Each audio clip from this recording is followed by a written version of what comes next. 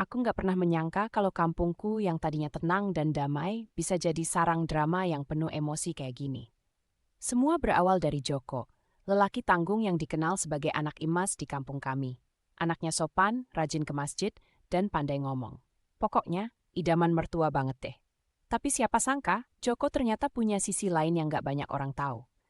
Kebiasaan berjudi secara diam-diam sudah dilakoninya sejak lama. Awalnya nggak ada yang curiga. Bahkan ketika Joko sering pergi malam-malam, orang tua dan tetangga mikirnya mungkin dia cuma main kartu biasa aja. Masalah mulai timbul waktu Joko ketahuan berhutang besar. Tagihan keluar masuk kampung, dan itulah saat satu persatu orang mulai sadar kalau ada yang aneh dengan keuangannya. Disinilah drama dimulai.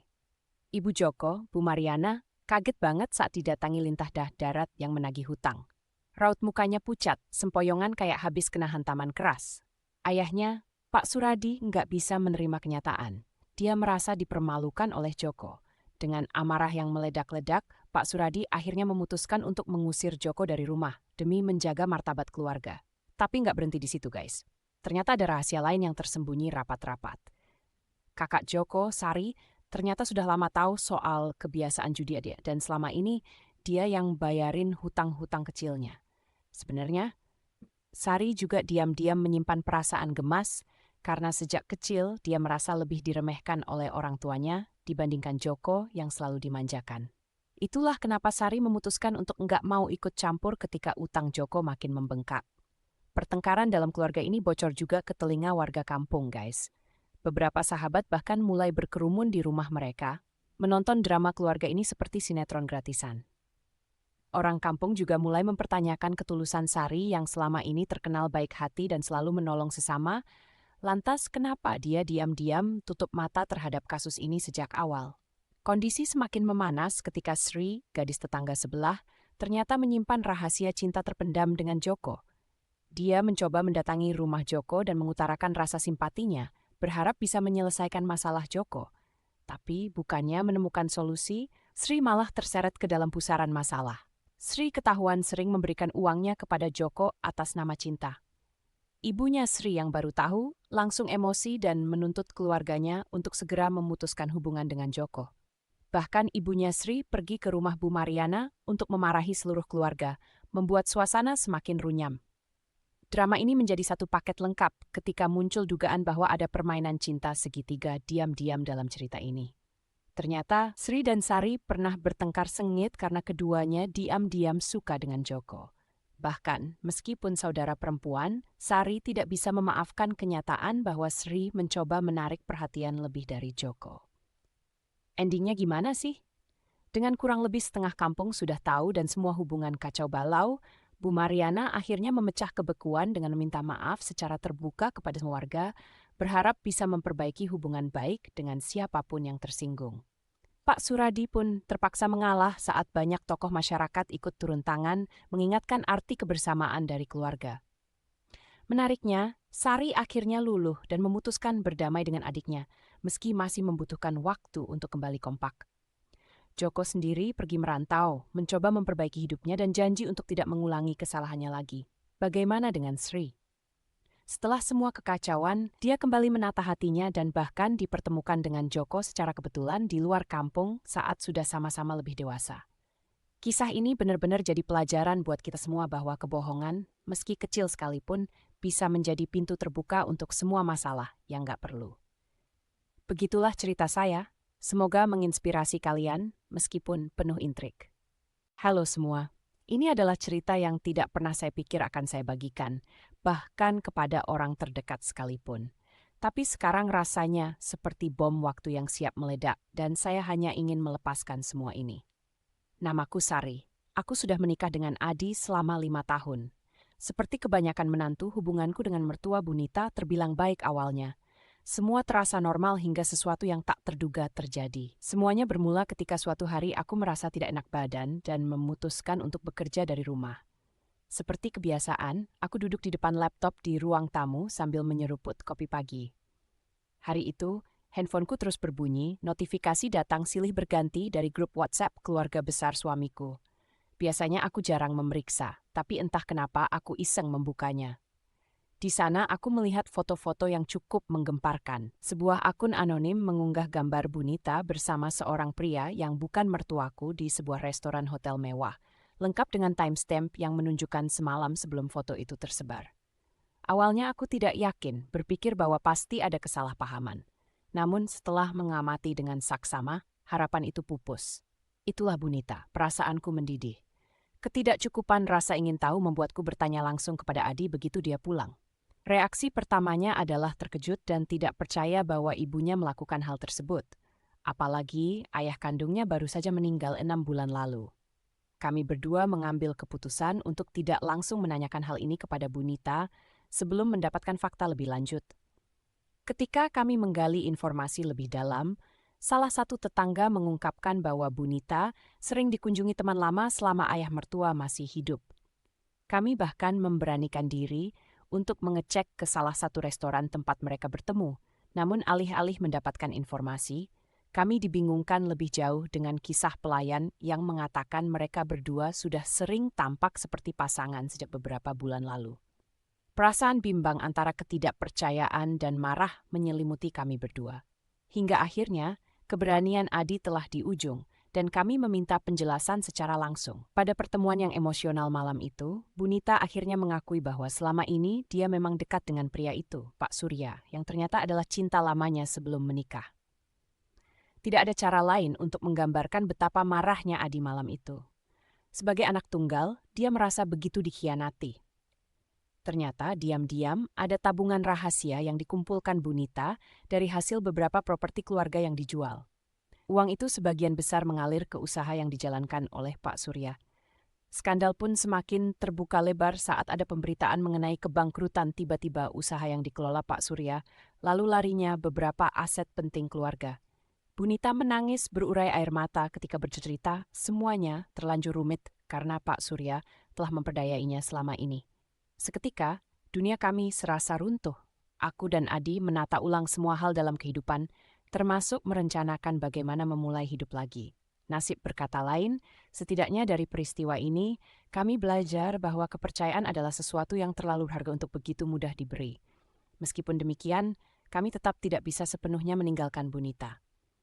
Ya, keluarga sekali tetap keluarga. Bagaimana akhir drama ini? Kami memutuskan untuk mengecilkan peran Bunita dalam urusan finansial keluarga sementara ini. Kami menyadari bahwa hari-hari ke depan akan lebih menantang. Tetapi jika cinta tetap ada, tidak ada yang tidak mungkin. Mungkin ini belum akhir ceritanya, melainkan hanya awal dari babak baru kehidupan kami. Halo para pejuang love dan kejujuran. Kali ini aku mau curhat soal drama yang lagi panas banget di kampungku. Semua berawal dari Bu RT yang dikenal sebagai sosok keibuan, supel, dan selalu bisa diandalkan kalau ada acara kampung. Tampaknya beliau adalah wanita sempurna, berbakti, keren banget kalau lagi masak di dapur, dan senyumnya tuh manis sekali. Tapi siapa yang sangka di balik semua itu ada drama yang menghebohkan. Suaminya Pak Budi adalah pria yang sabar dan senantiasa berusaha menyenangkan sang istri. Setiap kali terlihat mesra, orang-orang cuma bisa iri. Duh, kapan ya punya pasangan seromantis Bu RT dan Pak Budi? Namun kata orang desa, tak ada asap kalau tak ada api, and here we go. Semua bermula ketika Bu RT sering pergi dengan alasan arisan keluar kota. Posisi sebagai ketuanya membuat tidak ada yang curiga. Setiap kali dia pulang, dia selalu bawa oleh-oleh buat semua. Namun, arisan kali ini berbeda. Salah satu tetangga, Bu Lisa, yang juga mengikuti arisan tersebut, tidak ikut acara kali itu dan mengeluh bahwa arisannya yang dikumpulkan tidak disampaikan kepadanya. Rasa penasaran mendorong Bu Lisa dan teman-temannya membuntuti Bu RT. Terkuaklah kenyataan yang mengejutkan. Ternyata, arisan itu cuma alibi supaya bisa bertemu dengan pria lain. Pria ganteng, eksekutif muda dari Jakarta yang kebetulan sering datang ke kampung ini karena urusan pekerjaan dengan pekebun setempat. Siapa sangka, pria itu adalah selingkuhannya. Semua semakin panas ketika berita ini sampai ke telinga Pak Budi. Namun, daripada marah-marah, Pak Budi memilih bungkam. Alasannya, demi anak-anak mereka sekaligus mencari bukti lebih solid. Setelah mendapat pengakuan dari beberapa teman Bu RT yang menyaksikan perselingkuhan itu, Pak Budi mengumpulkan bukti dan menyodorkannya ke Bu RT. Drama semakin memuncak saat Pak Budi memutuskan untuk mengadakan pertemuan keluarga. Anak-anak mereka syok, apalagi putra sulungnya yang sangat mengagumi sang ibu. Awalnya Bu RT membantah, tapi semua bukti sudah ditumpuk. Bahkan Pak Budi memanggil pria selingkuhannya ke dalam forum dorong, diakui atau tidak. Warga kampung pun ikut terbagi. Sebagian membela Bu RT, sementara yang lain mulai mengecapnya negatif. Imbasnya tidak hanya pada Bu RT, tapi juga ekonomi keluarga mereka. Usaha warung mereka jadi sepi, karena banyak yang beranggapan Bu RT tidak lagi pantas dihormati. Tak hanya itu, setelah kejadian ini, muncul kabar bahwa selama ini Bu RT juga menyembunyikan usaha simpan pinjam dalam arisan itu. Uang yang dia gunakan untuk kencan ternyata hasil penggelapan. Akhirnya, Bu RT harus angkat kaki dari kampung. Pak Budi merelakan gengsinya, menerima Bu RT kembali asalkan mau bercerai baik-baik. Dia ingin menjaga nama baik anak mereka di sekolah. Drama ini memang bikin emosi satu kampung, sekaligus menyadarkan kami bahwa kebahagiaan rumah tangga yang tampak dari luar ternyata bisa menyimpan luka mendalam. Sekian dulu curhatan dramaku kali ini, biar jadi pelajaran buat kita semua ya. Halo semuanya, aku mau cerita tentang drama keluargaku yang bikin heboh satu kampung. Ini tentang mertuaku. Coba bayangin hidup dengan mertua yang ambisius, licik, dan tak segan menghancurkan pernikahan anaknya demi kehendaknya sendiri. Begini ceritanya. Namaku Rian dan aku menikah dengan Wina 2 tahun lalu. Awalnya, pernikahan kami berjalan baik walaupun kami tinggal seatap dengan ibu mertua Bu Dewi. Tapi belakangan situasi semakin kacau balau. Bu Dewi adalah sosok yang tegas dan sangat dominan. Dia punya banyak rencana dan ambisi yang harus dituruti. Sejak menikah dengan Wina, aku seringkali merasa diperlakukan seperti orang luar di rumah sendiri. Mengejutkannya, Wina pun tampak semakin berubah. Dulunya istri yang penuh perhatian, kini menjadi wanita yang susah aku kenali. Semua berawal ketika Bu Dewi mulai memberikan saran tentang bagaimana kami harus mengelola keuangan. Memang dia punya pengalaman lebih, tapi masalahnya saran itu lebih mirip perintah yang tidak bisa ditolak. Tanpa disadari, Wina mulai terpengaruh. Sedikit demi sedikit, dia mulai menyalahkanku atas finansial keluarga yang menurutnya kurang baik. Puncaknya adalah ketika aku mendengar kabar dari teman kampung bahwa Bu Dewi seringkali menyebar berita miring soal keadaanku. Katanya aku pria yang tak becus mencari uang. Padahal aku punya pekerjaan stabil dan berusaha setengah mati untuk memberikan yang terbaik bagi keluargaku. Aku konfrontasi Wina soal kabar ini. Bukannya membela, dia malah percaya pada ibunya. Rasanya duniaku runtuh saat itu. Kami berdebat hebat dan Wina pergi dari rumah, mungkin ke rumah teman. Seminggu berlalu, Wina kembali ke rumah.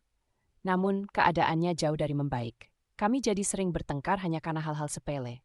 Rupanya selama pergi, dia menerima banyak nasihat dari Bu Dewi. Ibu mertua bahkan menyarankan agar Wina meninggalkanku. Satu persatu rahasia pun terbongkar. Ternyata Bu Dewi selama ini terlibat hutang besar dan berusaha memanfaatkan aku untuk menutupinya.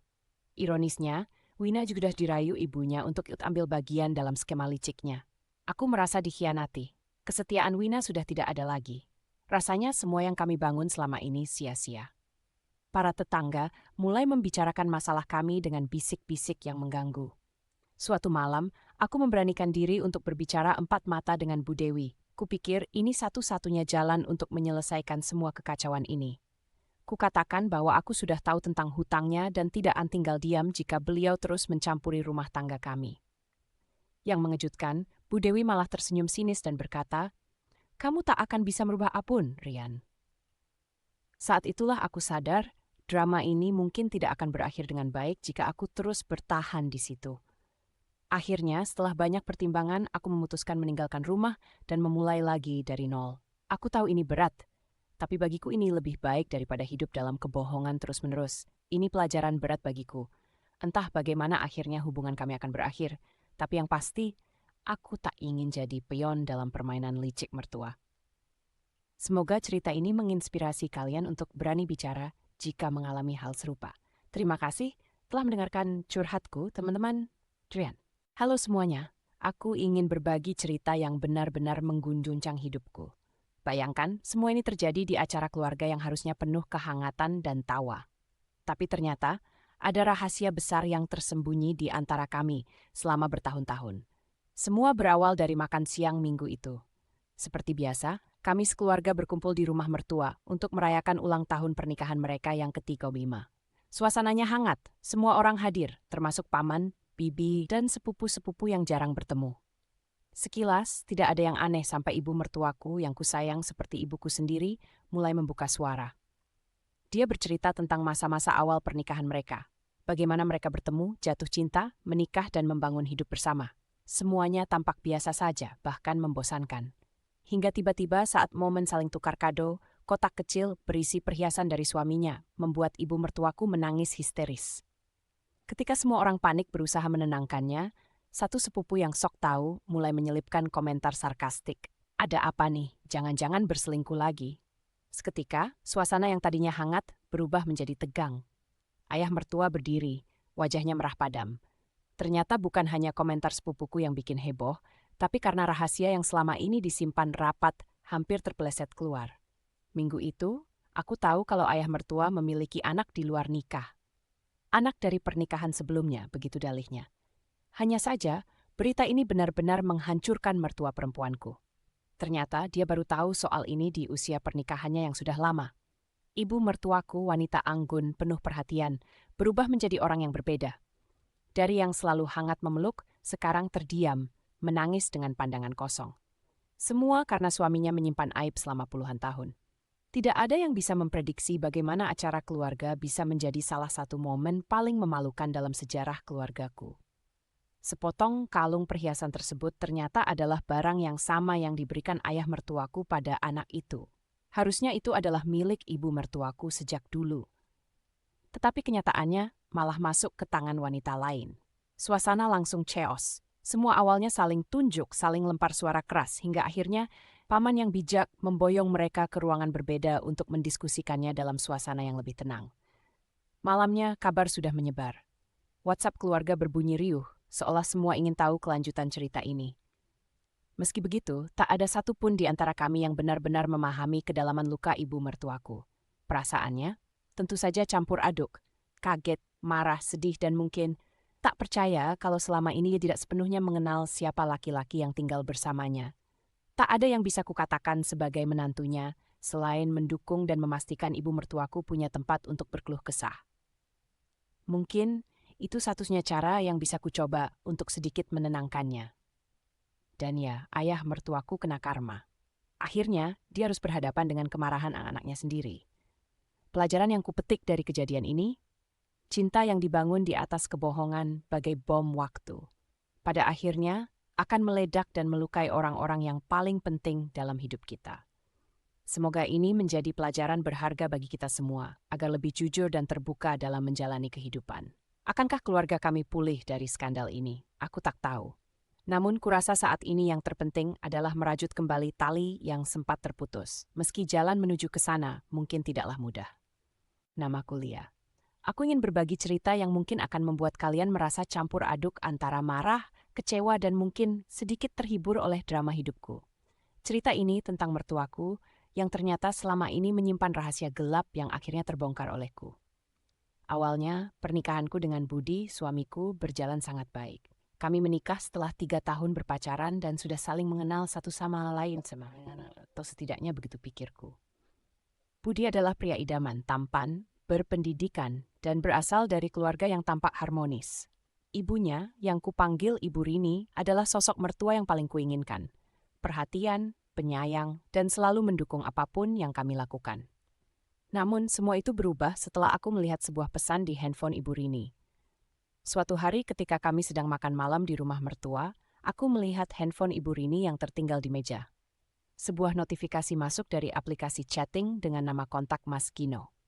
Awalnya aku tidak curiga, pikirku mungkin hanya bisnis atau urusan teman lama. Namun rasa penasaran mendorongku untuk membaca pesan yang masuk itu. Isinya sangat mengejutkan. Aku sudah tidak tahan lagi melihatmu setiap hari tanpa bisa memilikimu seutuhnya. Jadi kapan kita bisa pergi berdua? Aku terkejut. Jelas sekali kalau hubungan itu bukan sekadar urusan bisnis.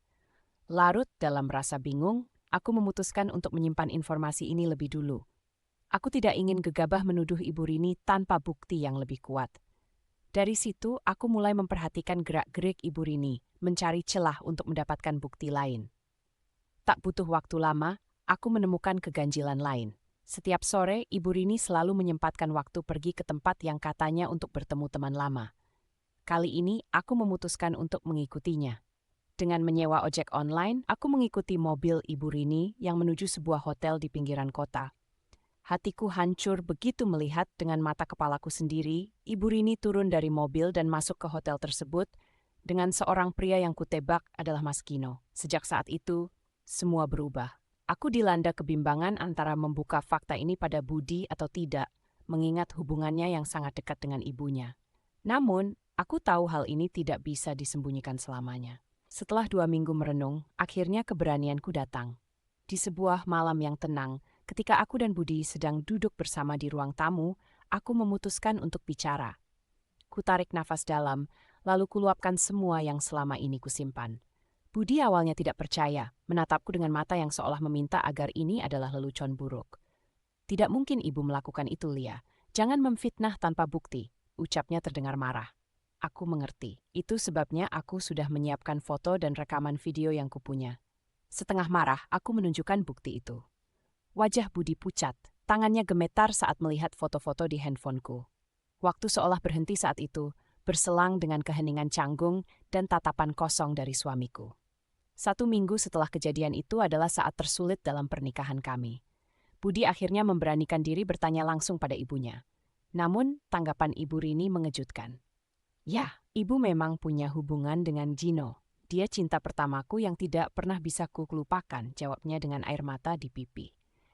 Budi tidak dapat menerima kenyataan ini. Ia pergi menghilang ke rumah teman membutuhkan waktu untuk sendiri.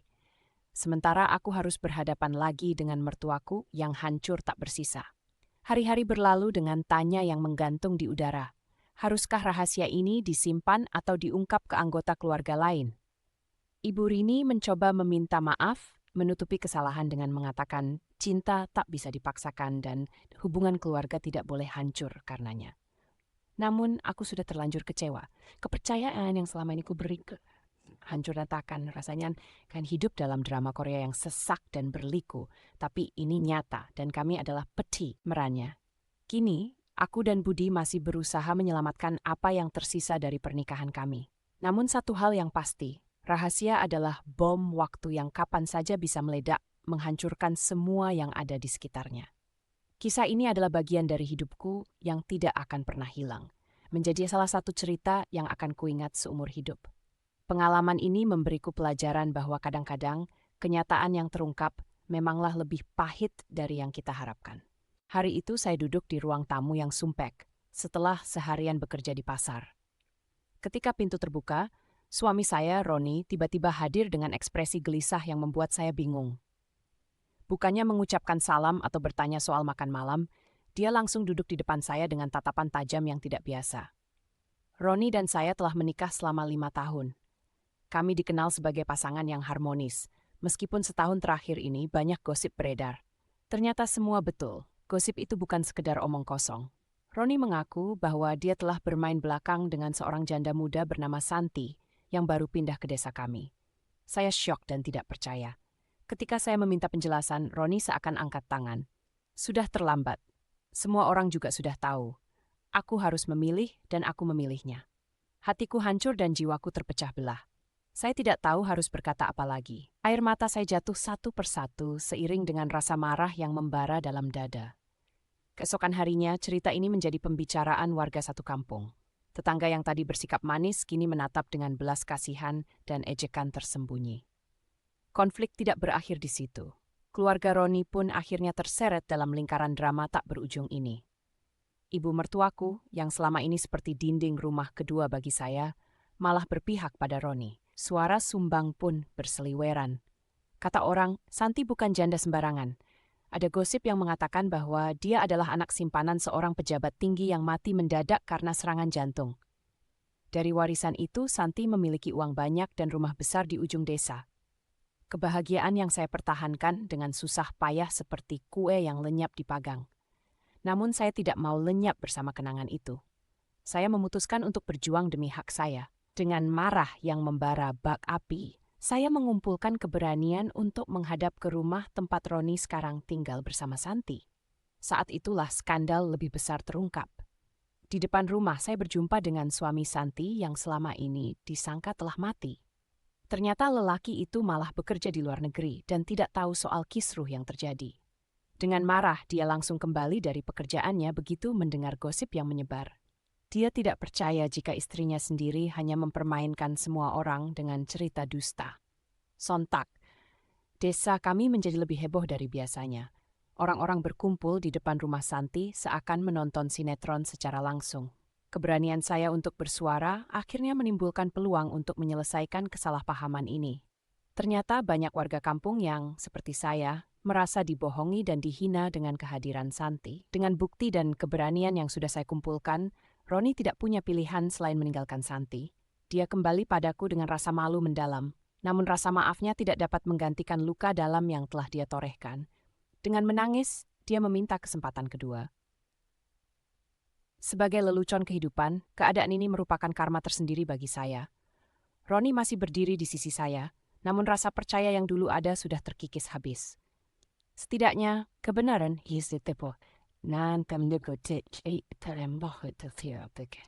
punya pengalaman menarik, seram, atau menyedihkan. Kirimkan cerita kalian kepada kami melalui email atau kolom komentar. Jangan lupa untuk like dan subscribe. Sampai jumpa di video berikutnya.